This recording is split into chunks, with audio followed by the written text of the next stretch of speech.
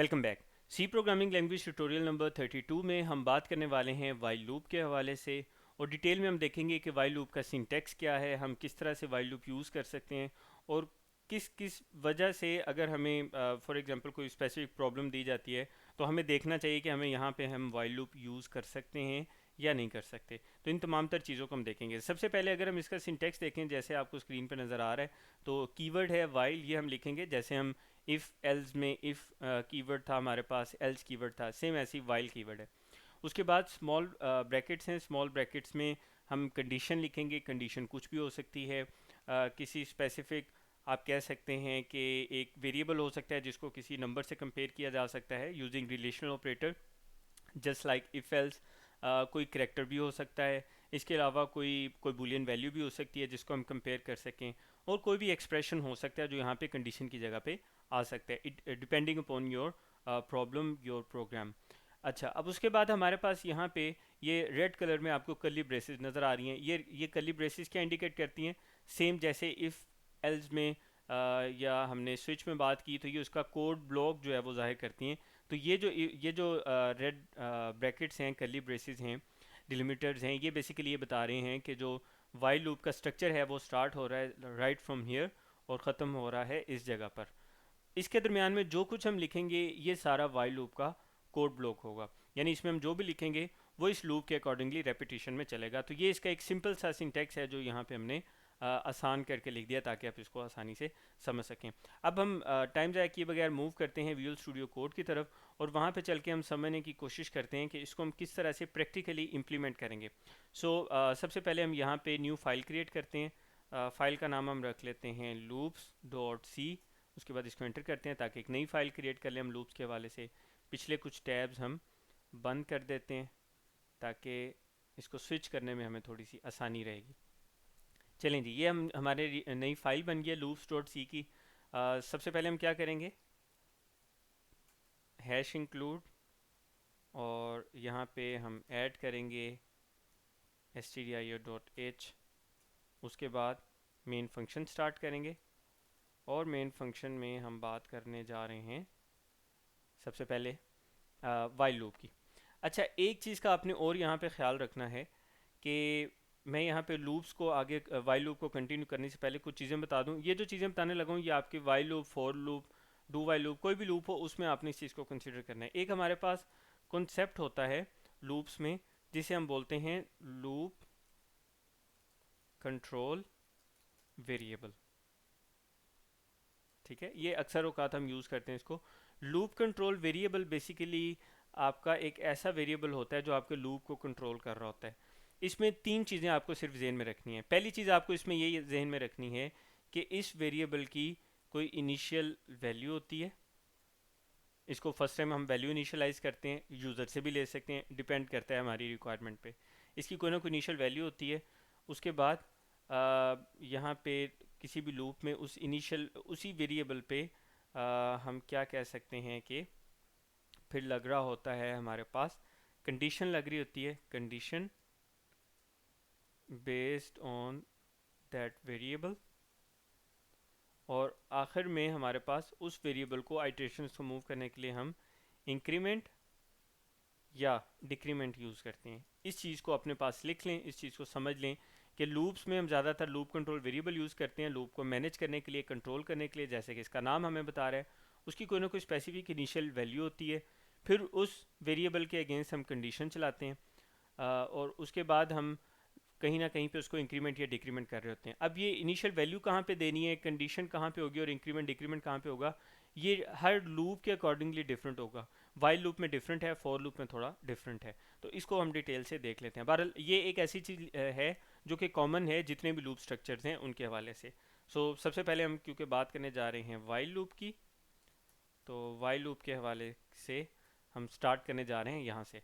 अब आपने सबसे पहले ये समझना है कि वाइल लूप में अगर मैं यहाँ पे लिखता हूँ वाइल, और वाइल लिखने के बाद मैं यहाँ पे एक कंडीशन लिखता हूँ, while A is less than और इक्वल टू 10, और मैं कहता हूँ कि जब तक ए की वैल्यू 10 या उससे स्मॉलर रहे तब तक आपने क्या करना है कि यहाँ पे आप कोड लिखेंगे, जो भी चीज़ आप बार बार रिपीट करवाना चाह रहे हैं, रेपिटेशन जिसकी करवाना चाह रहे हैं, वो कोड आपने यहाँ पे लिखना है। तो उसके लिए मैं यहाँ पे एक प्रिंट एफ की सिंपल सी स्टेटमेंट लिख देता हूँ। प्रिंट एफ यहाँ पे ये लिखेगा स्टूडेंट, और स्टूडेंट के बाद यहाँ पे आ जाए परसेंटेज डी, और मैं चाह रहा हूँ यहाँ पे वेरिएंट आ जाए जो भी स्टूडेंट का नंबर हो ना उसके अकॉर्डिंगली।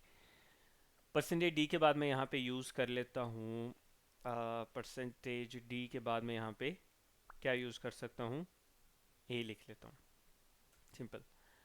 अच्छा, अब ये तो होगी कंडीशन।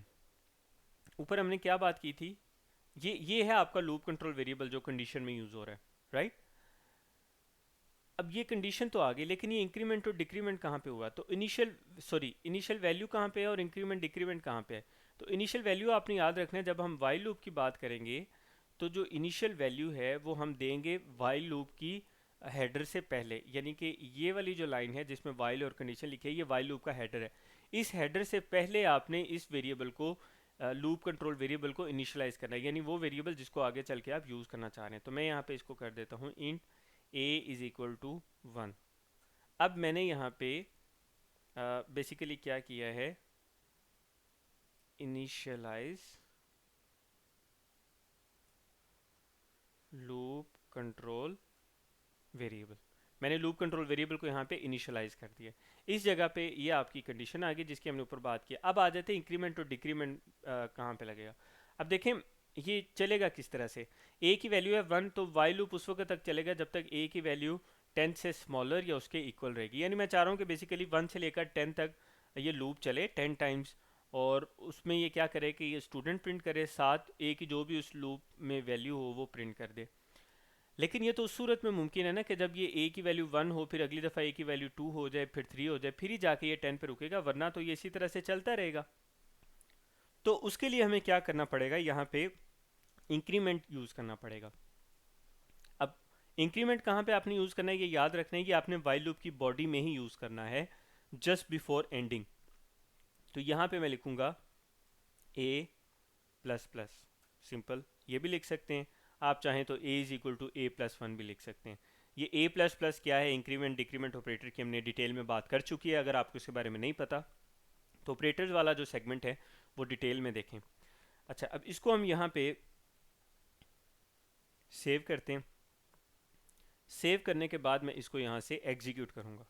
सो जब मैं इसको एग्जीक्यूट करूँगा तो हाँ, तो ये यहाँ पे एक मसला आ रहा है। मसला ये आ रहा है कि ये देखें सारा इकट्ठा प्रिंट हो गया, स्टूडेंट 1, स्टूडेंट 2, स्टूडेंट 3। इसको थोड़ा सा बेहतर करने के लिए मैं यहाँ पे परसेंटेज डी के बाद यूज़ कर लेता हूँ \n, ताकि ये न्यू लाइन में शो करे। दोबारा से एग्जीक्यूट करता हूँ, ये देखें स्टूडेंट 1, स्टूडेंट 2, स्टूडेंट 3 और ये स्टूडेंट 10 तक जा रहा है। अब इस चीज़ को समझे ज़रा। अभी तक जो हम इससे पहले लूप स्टार्ट करने से पहले जो हम प्रोग्रामिंग कर रहे थे वो ज़्यादातर सीक्वेंशियल स्ट्रक्चर पे था, बाद में हमने सिलेक्शन स्ट्रक्चर की बात की। तो उसमें ये था कि अगर मैंने ये ये वाली 10 लाइनें जो हैं ये प्रिंट करवानी है, तो इसके लिए मुझे क्या करना पड़ना था, 10 प्रिंट एफ लेने पड़ने थे। स्टूडेंट 1, स्टूडेंट 2, स्टूडेंट 3, वो 10 आपकी अलग अलग स्टेटमेंट बनी थी। वही काम मैंने क्या किया कि वो एक दफ़ा लिखा और उसको मैंने एक लूप के ज़रिए मैनेज कर लिया। अब आप यहाँ पे ये भी सोच सकते हैं कि ये तो कुछ भी नहीं, तो 3-4 लाइनें तो फिर भी बनी गई हैं। देखें फॉर एग्जांपल, अगर मैं यहाँ पे as less than is equal to 10 की बजाय मैं अगर इसको कर दूँ 20, चले मैं इसको 30 कर देता हूँ। अब मैं इसको सेव करता हूँ और इस स्क्रीन को मैं यहाँ से करता हूँ क्लियर, दोबारा से एग्जीक्यूट करता हूँ। अब देखें ये मैं थोड़ा सा इसको ज़रा बेहतर कर दूँ, पीछे मैं जा रहा हूँ, स्टूडेंट 1 से स्टार्ट हो रहा है, स्टूडेंट 2, स्टूडेंट 3 और ये नीचे चल रहा है स्टूडेंट 30 तक। तो ये देखें ये 30 लाइनें अगर आपने वैसे प्रिंट करवानी होती तो इसके लिए आपको 30 स्टेटमेंट्स लिखनी पड़नी थी प्रिंट एफ की। तो आपका कितना सारा टाइम है जो इस लूप ने सेव कर दिया। तो ये हमें सबसे बड़ा एडवांटेज है लूप का, कि कोई भी ऐसा टास्क, कोई भी ऐसा ऑपरेशन जिसमें रेपिटेशन हो, जो बार बार परफॉर्म करवाना हो, उसको बजाय इसके कि हम बार बार उसका कोड लिखें, बार बार उसकी वो स्टेटमेंट्स लिखें, हम उसको लूप्स में लिख देते हैं और उसको बता देते हैं कि इसको कितनी दफ़ा चलाना है, या किसी कंडीशन के अगेंस्ट हम इसको बता देते हैं। तो अब ये देखें ये आ गया हमारा, ये जो a प्लस प्लस है, ये बेसिकली हमने यहाँ पे क्या किया, ये मैंने इंक्रीमेंट किया लूप कंट्रोल वेरिएबल को, ये मैंने आगे कमेंट लिख दिया। अब दोबारा से ज़रा इसको समझें। हमने शो करवाना था स्टूडेंट 1, 2, 3 इस तरह से लेकर स्टूडेंट 30 तक, तो मैंने उसके लिए क्या किया, सबसे पहले एक लूप कंट्रोल वेरिएबल इनिशियलाइज किया जिसका नाम मैंने रख दिया ए, इंटीजर टाइप का वेरिएबल लिखा और उसको इनिशियल वैल्यू दे दी 1। और ये इनिशियलाइज मैंने किया लूप कंट्रोल वेरिएबल से लूप से बाहर, यानी वाइल लूप से पहले। फिर मैंने वाइल लूप की ये ब्रैकेट्स में मैंने यहाँ पे कंडीशन लिखी, जिस कंडीशन से ये पता चलेगा कि ये लूप कब तक चलेगा। तो ये लूप चलेगा जब तक ए की वैल्यू 30 या उससे स्मॉलर रहेगी। और मैंने प्रिंट करवा दिया हर दफ़ा स्टूडेंट प्रिंट हो और साथ परसेंटेज डी की जगह ए की जो भी वैल्यू हो। अब देखिए अगर मैं यहाँ पे इंक्रीमेंट या डिक्रीमेंट ऑपरेटर नहीं लगाता तो इसका नुकसान क्या होना था कि ए की वैल्यू हमेशा 1 ही रहनी थी, फिर ये लूप चलता रहना था, स्टूडेंट वन ये चलता रहना था। इसको बोलते हैं इनफाइनाइट लूप। फिर मुझे ये बंद करके ये दोबारा से चलाना पड़ना था। लॉजिकल एरर आप इसको कह सकते हैं एक तरह का।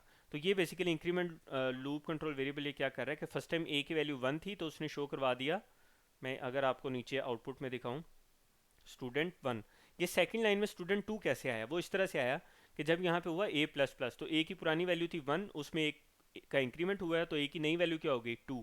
तो जब ये लूप यहाँ पे ख़त्म होके ये दोबारा आएगा इस वाइल लूप के पास, तो यहाँ पे आके अब ए की जो नई वैल्यू थी दूसरी आइट्रेशन पे, आइट्रेशन कहते हैं कि कितनी दफ़ा लूप चल रहा है, यानी अगर ये लूप 30 दफ़ा चला है तो हम कहेंगे इसकी 30 आइट्रेशन हुई हैं।